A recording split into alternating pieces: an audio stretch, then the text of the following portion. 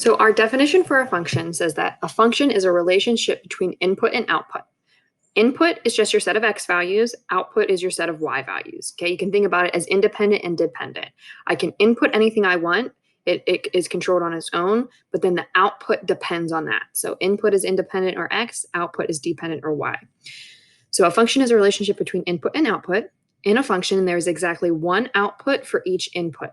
This means that each x value maps to exactly one value. Okay, so if I take a look up at my example from before, my mapping diagram really comes in handy here. My domain, that's my input, my x values, my independent variables, my range is my output, or my y values are my dependent variables. So when I'm talking about a function, I have to make sure that every element in my domain is only mapped to one element in my range. So that means in this problem here, I need to make sure that I'm not going 20 miles per hour at two different distances. So if I take a look at my mapping diagram, I can see that every single piece in this domain here maps to exactly one value over here. In my graph, I notice that every single x value only has one y coordinate attached to it, right? If I'm come up here at 20, there's not more than one y value here. If you think about the turtle crossing problem that we did, remember whenever we saw that big circle graph, I'm gonna write your example here. If you're copying the notes, you do not have to write this in, but just so that you can see what I'm talking about. Remember when we had the problem where your turtle was walking, and then we had that circle piece, and then we were walking here.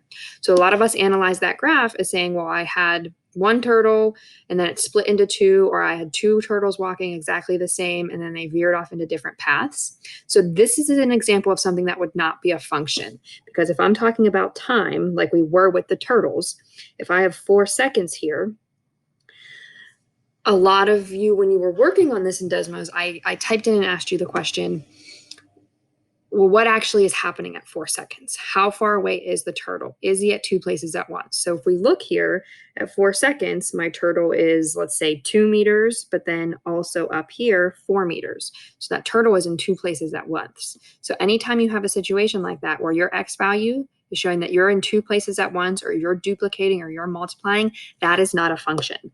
Okay, so if I look at this simple speed versus distance graph, all of my x values are mapped to exactly one y value. So we're going to say, yes, it is a function.